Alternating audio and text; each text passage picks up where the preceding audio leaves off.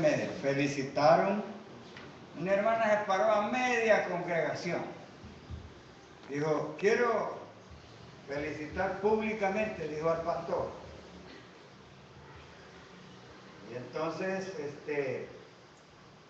cuando lo felicitan a uno, le cae como picazón por saber por qué lo están felicitando. Y entonces, cuando terminó el culto, le salía de ambas afuera y le digo, ¿y qué es lo que le gustó del mensaje por lo que me estaba felicitando? Porque fue cortito. Es que ese era el motivo de la felicitación. Es que hoy me van a felicitar todos. Hermanos, vamos a compartir la palabra del Señor en esta tarde de una manera muy buena, muy breve. El púlpito liso no detiene los libros.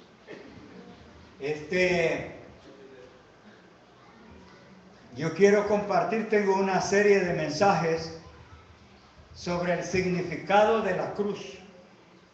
La cruz es un símbolo emblemático que lo usan para 1000 cosas. Cuando matan a una persona en la calle, siembran una cruz. La gente que ya tiene el kilometraje avanzado, como yo, sabe que después de los 9 días o 3 días, creo que era, llevaban una cruz para levantar el espíritu de donde había muerto una persona en las carreteras, en las calles donde lo habían matado, porque había la idea que trajeron los europeos de que después que una persona moría, el espíritu andaba merodeando durante 3 días donde murió la persona, y que era posible que el espíritu volviera a entrar y el muerto saliera caminando.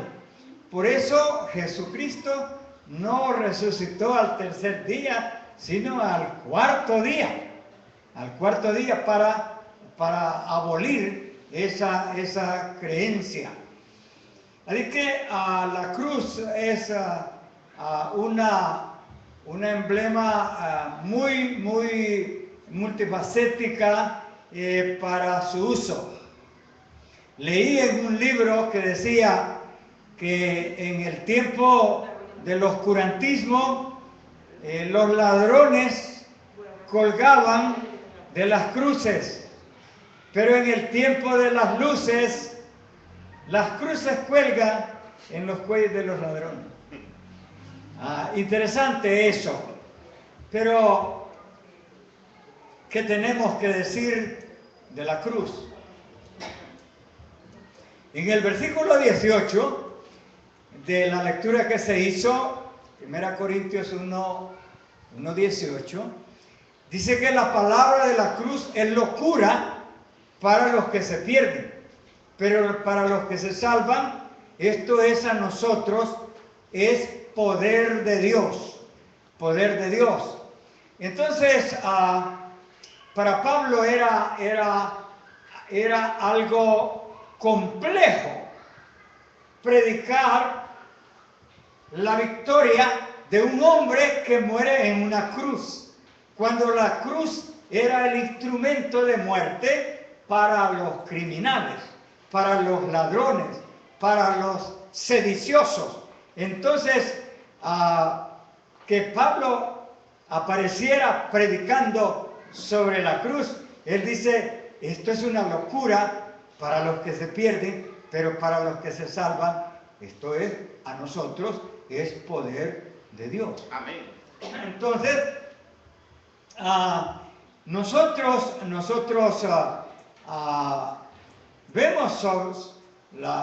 sabemos un poco sobre la cruz, pero la cruz por primera vez en la mente de Dios estuvo como un instrumento de vida. Porque cuando tuvieron que llegar la plaga para que murieran todos los primogénitos de Egipto, Dios ordenó a los judíos que sacrificaran una oveja o un cordero y que recogieran la sangre en un recipiente y con la sangre mancharan el dintel de la puerta y el poste de la mano derecha y el poste de la mano izquierda. Allí está dibujada la cruz por primera vez en la Biblia, en el libro de Éxodo capítulo 12. Entonces, para que cuando el ángel de la muerte pase por la casa donde está dibujada la cruz, manchada el dintel de la puerta, manchado el poste de la derecha, manchado el poste de la izquierda, entonces el ángel de la muerte pasará de paso y no tocará a vosotros. Amén. Esa era en la mente de Dios la idea de la cruz. Pero la cruz posteriormente fue un proyecto evolutivo. La cruz se la inventaron, o el sistema de muerte se lo inventaron los cartagineses y los fenicios. Entonces, pero a principio no era una cruz, sino que a la orilla de la calle clavaban a los malhechores en los árboles de las dos manos y de los dos pies, y lo dejaban ahí, y era prohibido que un familiar se acercara para defender a ese hombre que estaba clavado en un árbol. Entonces las aves de rapiña venían y comenzaban a comerse a aquella persona viva, y comenzaban por la parte más blanda, por los ojos, la nariz, los oídos, la lengua, y se iban comiendo todo hasta quedar el esqueleto humano.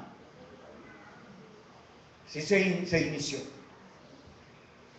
Cualquiera que ha visto un diccionario ilustrado de la Biblia ve que hay tres clases de cruz. Hay una cruz que parece una X, que clavaban una mano, la otra mano, un pie y el otro pie.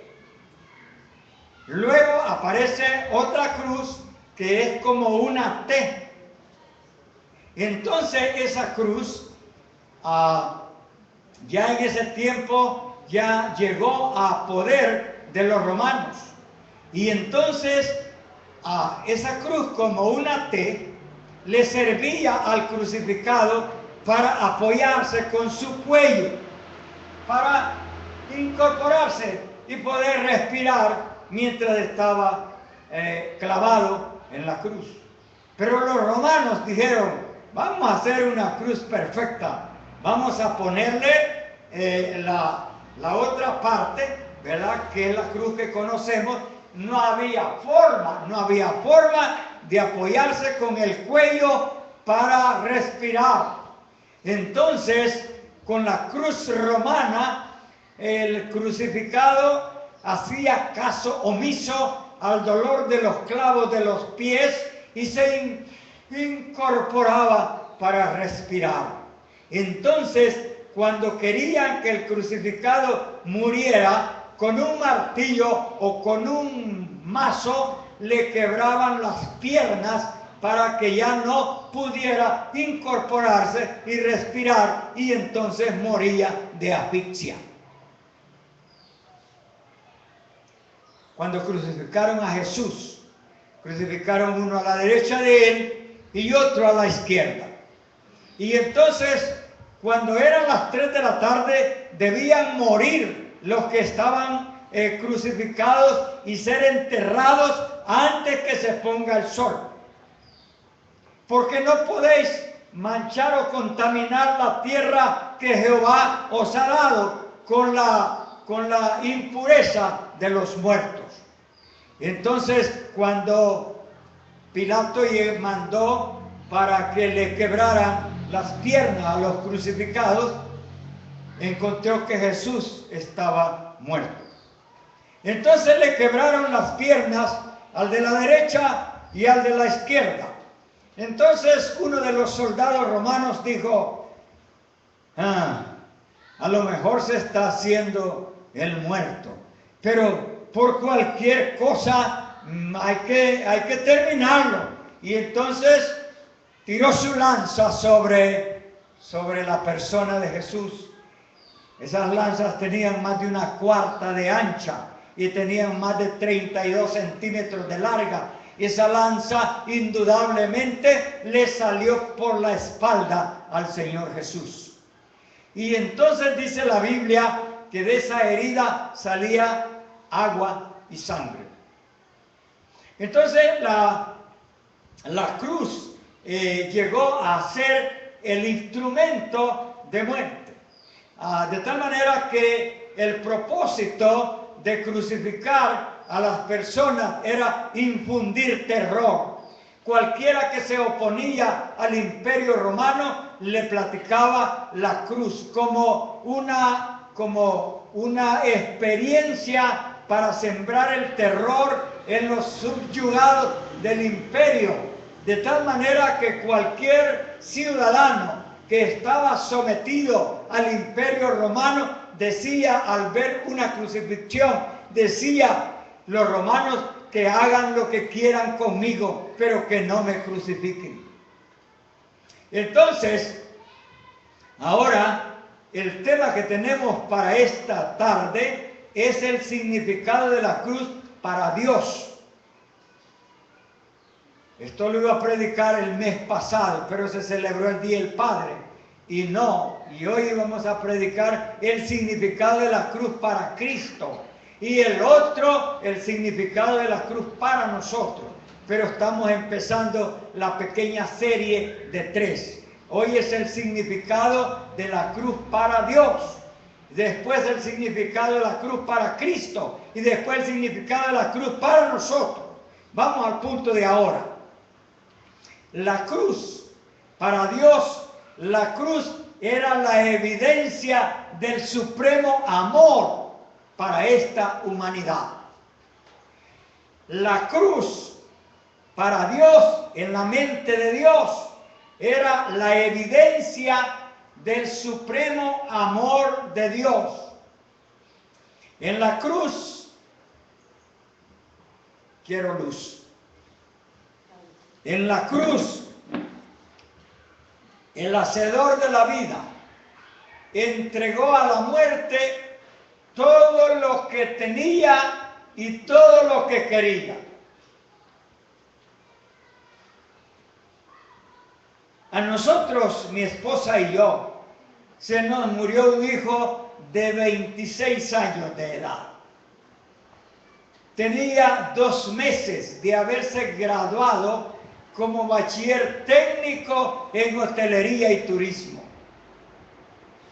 Pero un predicador que se llama Adrian Rogers, del amor que vale, habló de este versículo que dijo que Dios amó tanto al mundo que entregó todo lo que tenía y todo lo que quería. Y este mensaje me fue de aliento para mí, porque yo estaba tan desalentado que todo el mes de marzo del 2010 no le leí ni un versículo, no le hice una oración. Implícitamente yo estaba molesto con Dios. Pero mi lengua nunca proliferó una palabra en contra de Dios.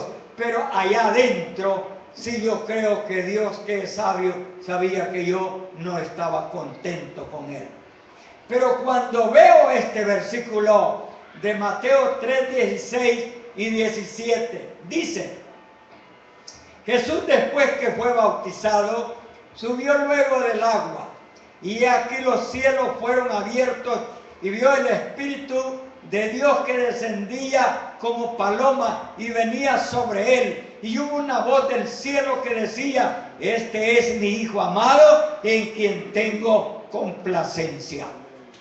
Entonces, la cruz es la evidencia del supremo amor de Dios para esta humanidad, para todos ustedes y para mí. Pero no solo esto. El Cristo que murió en la cruz no era cualquier persona. A una madre palestina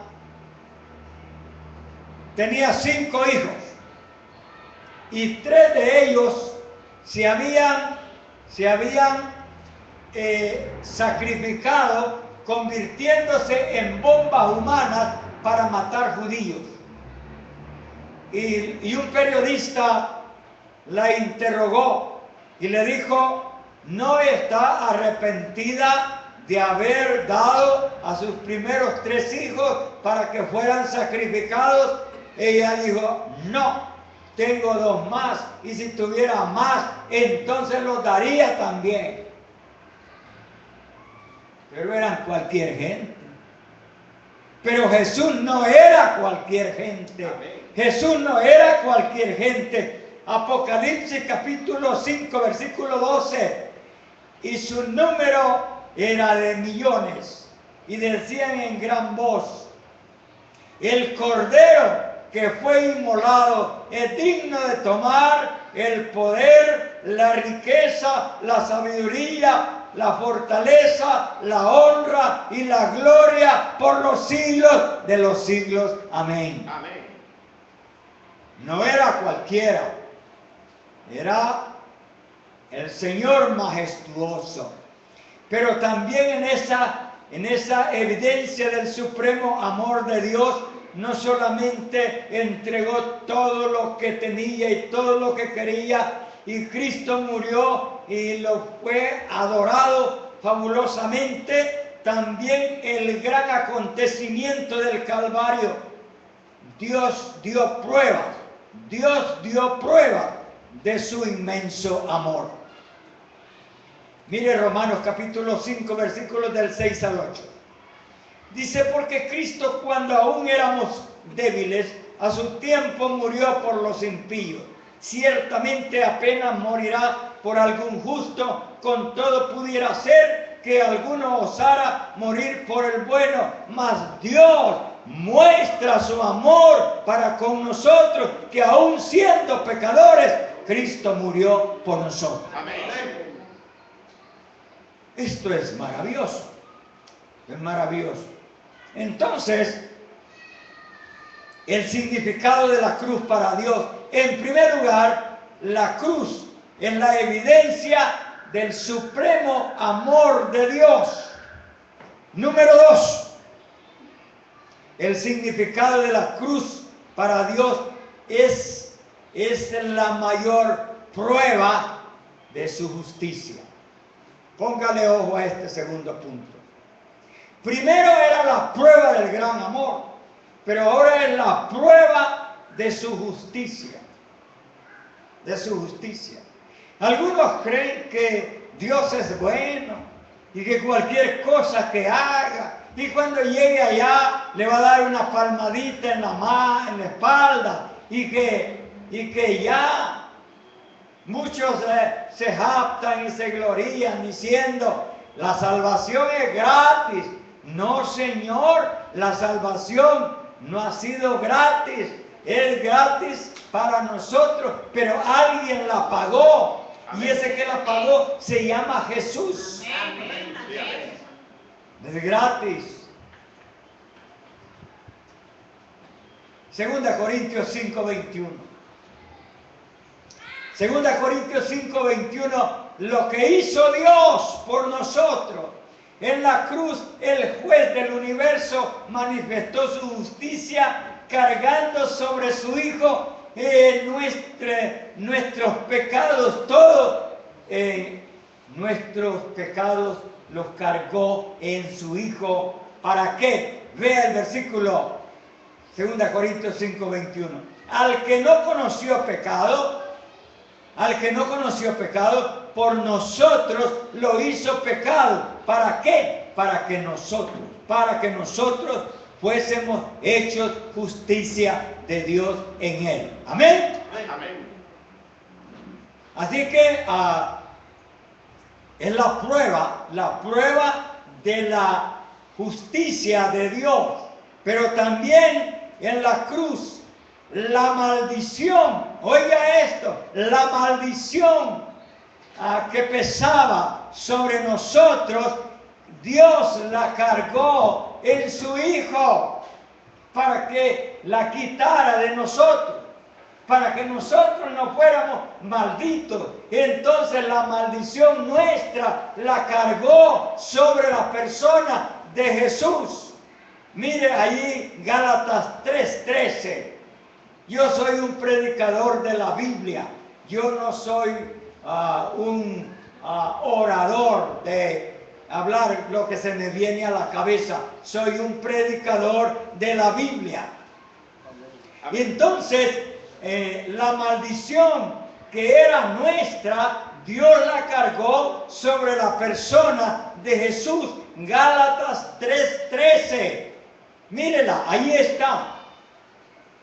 Cristo nos redimió de la maldición de la ley, hecho por nosotros maldición. ¿Quién fue hecho maldición? Cristo. ¿Para qué? Para quitar la maldición que pesaba sobre nosotros. La cargó sobre la persona de Jesús en la cruz del Calvario. Amén. En el huerto del Getsemaní, de repente parece que Jesús retrocede espantado. Dice estas palabras: Señor, al ver la metáfora de la copa, retrocedió espantado. Jesús dijo: Padre, para ti todas las cosas son posibles. Si es posible, pasa esta copa de mí sin que yo la beba. Y el silencio dijo: no. Y Jesús terminó diciendo: hágase tu voluntad. Entonces, en Gálatas 3:13, Cristo nos redimió de la maldición de la ley. Hecho, ¿quién hecho? Jesús, hecho maldición, porque escrito está: maldito todo aquel que es colgado en un madero. Y eso está en Números 21:23. Esa maldición. Entonces, vemos ahí cómo en la mente de Dios, la cruz, en un primer momento, la cruz es la evidencia del supremo amor. En un segundo momento, la cruz es la prueba de la justicia de Dios. Y también en la cruz, por amor a nosotros, Dios no perdonó a su propio Hijo, sino que lo entregó por todos nosotros. Romanos 8:32 en adelante. Hay un presidente que algunos lo alaban, otros lo maldicen. Gobernó en la década de los 40 el general Maximiliano Martínez. Hubo un levantamiento en el occidente del país en el año 32 y culminó en la primera mitad de la década de los 40, porque el general le aventó el ejército a los campesinos y los aplastó. Esa guerra fue diferente.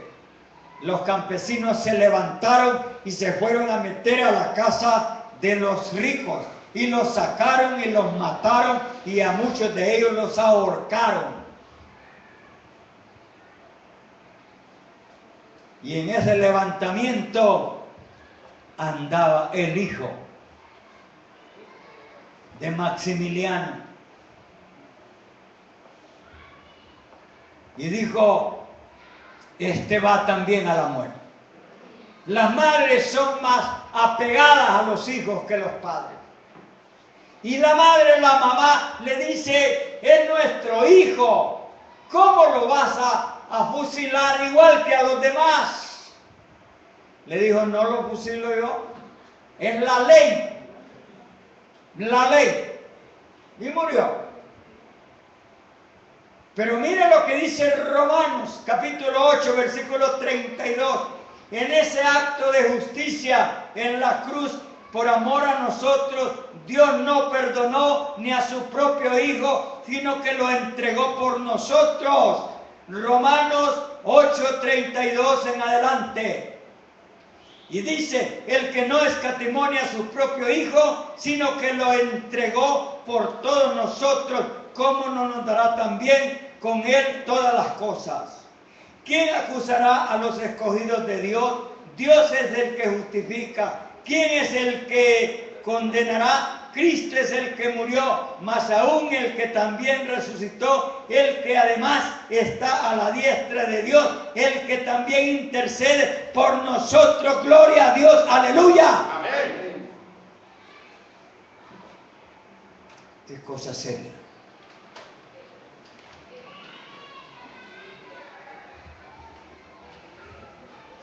En una de las iglesias donde fui pastor, una hermana llevó un predicador.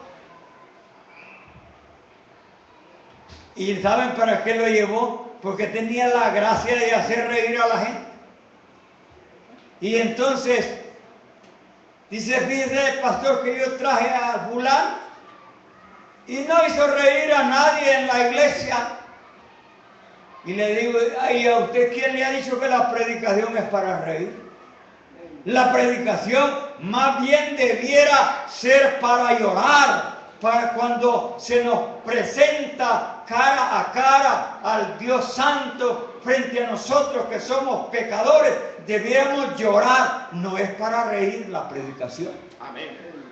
Se lo dije al hermano, la predicación no es para reír, la predicación es para enseñar, para instruir y si fuera necesario para llorar por nuestro pecado. Entonces, he dicho dos cosas y estoy por decir la última. El significado de la cruz para Dios. Número uno, es la evidencia del supremo amor de Dios. Número dos, en la cruz es la mayor prueba de la justicia de Dios. Y tercero, la cruz aumenta maravillosamente las riquezas de Dios. Amén. Algunos tienen equivocada la idea que ser rico es tener mucho dinero. Y para Dios no es esa la riqueza.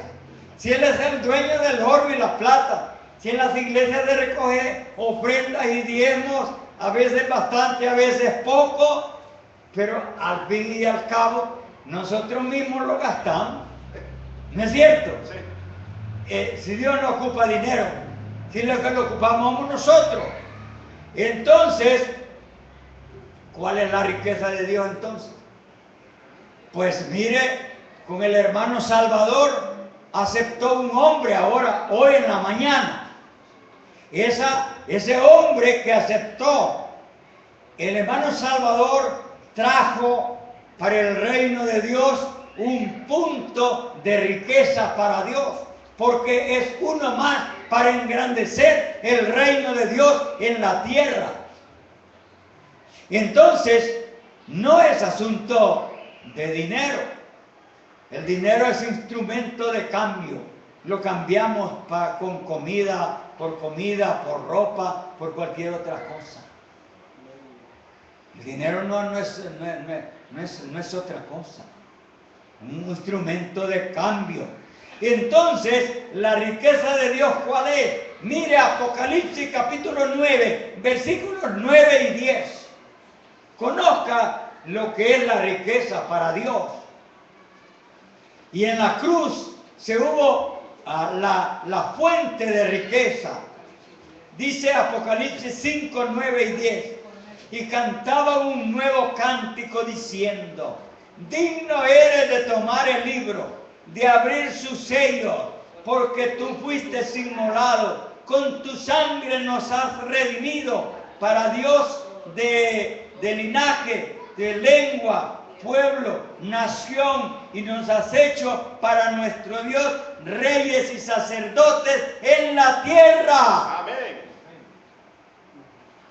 La riqueza de Dios. La riqueza de Dios. No es el pisto. Yo fui pastor en la iglesia de Betania. Ahí caían 10,000 colones cada domingo en la mañana. Y 6,000 que pagaba el taller aceituno que la iglesia le alquila. Tenían dinero para tirar para arriba. No es eso. El dinero debe ser para la obra, para desarrollar la obra. Para desarrollar la obra. Entonces, la riqueza de Dios son las almas. Primera Pedro capítulo 2, versículo 9. Dice el apóstol Pedro, habla de los cristianos como privilegiados y comisionados. No solo el privilegio de haber aceptado a Cristo, sino tienen una comisión. Miren lo que dice: mas vosotros sois linaje escogido, real sacerdocio, nación santa, pueblo adquirido por Dios, para que anunciéis las virtudes de aquel que os llamó de las tinieblas a su luz admirable. Vosotros que en otros tiempos no erais pueblo, pero ahora sí sois pueblo de Dios, que en otro tiempo no había alcanzado misericordia, pero ahora habéis alcanzado misericordia. Ahora somos algo. Amén. Alguien.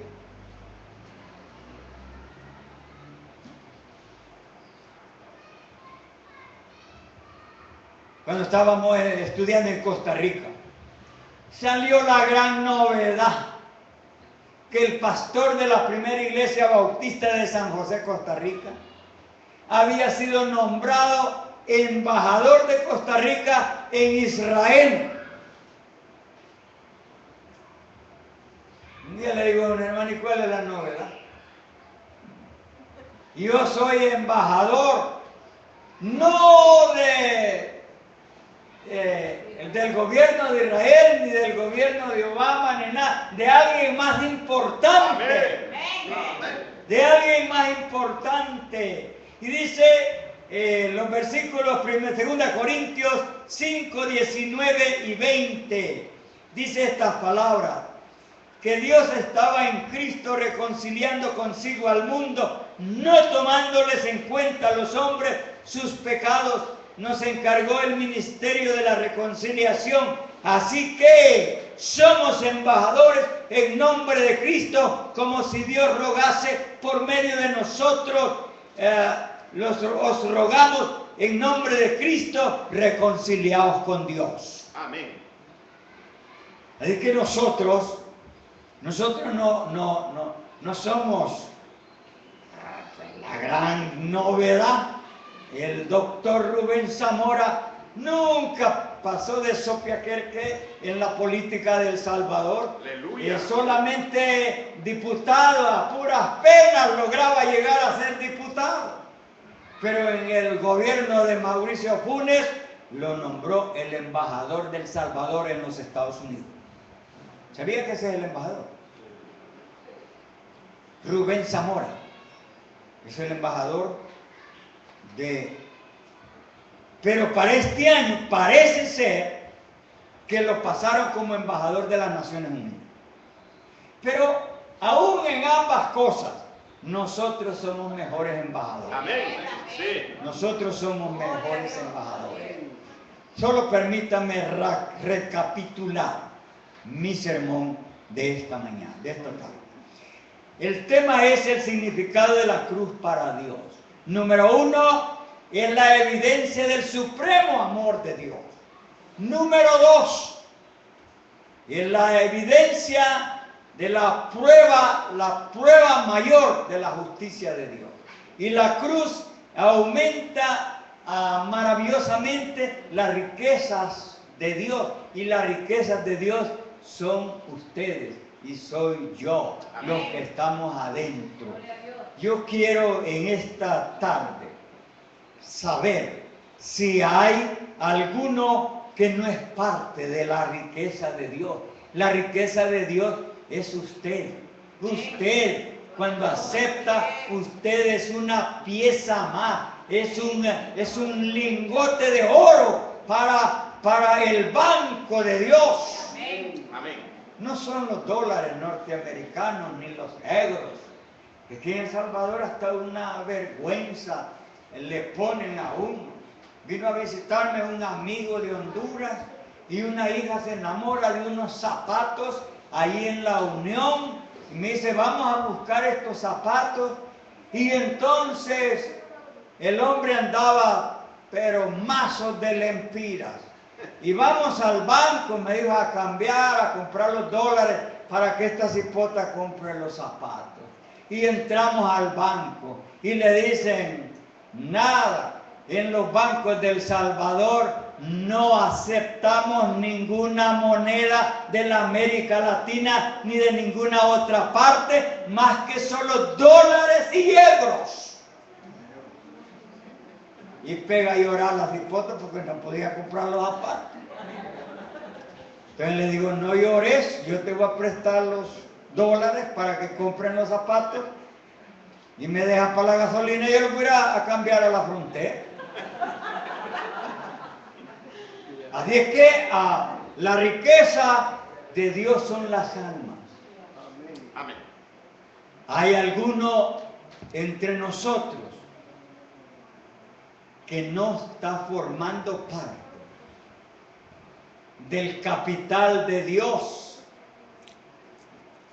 Si no lo es, hoy es el día que usted puede entrar para ser parte del capital de Dios, porque el capital de Dios no son los dólares, no son los euros, no es ninguna otra moneda, ni el oro, ni la plata, porque todo es de Él. Amén. Gloria a Dios.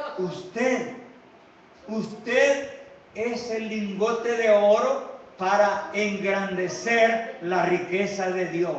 Mientras la congregación hace oración, yo quiero invitar, si hay alguna persona que no es parte de la riqueza de Dios, yo quiero invitarle para que allí donde está, levante su mano y decir, yo quiero ser parte de la riqueza de Dios. ¿Hay alguien que lo quiere hacer? Que levante su mano ahí donde está. Hágalo. Probablemente el enemigo le esté diciendo, ¿para qué? Pero yo le estoy diciendo en el nombre del Señor que lo haga. Atienda al Señor. ¿Hay alguien con nosotros? ¿O todos son evangélicos? Levanten la mano todos los que son cristianos. Bueno, parece ser que todos son evangélicos. Y por ello me alegro mucho, me alegro mucho. Vamos a parar la grabación aquí para terminar con una historia interesante. Cuando yo era novio de mi esposa iba hasta Cabañas, trabajaba en Chapeltique. Y el pastor de la Centroamericana, ahí bien pobrecita la congregación. Cuando yo llego me dice, hombre, es día de plaza, vamos a predicar al parque. Yo ya no estoy grabando. Vamos, le dije.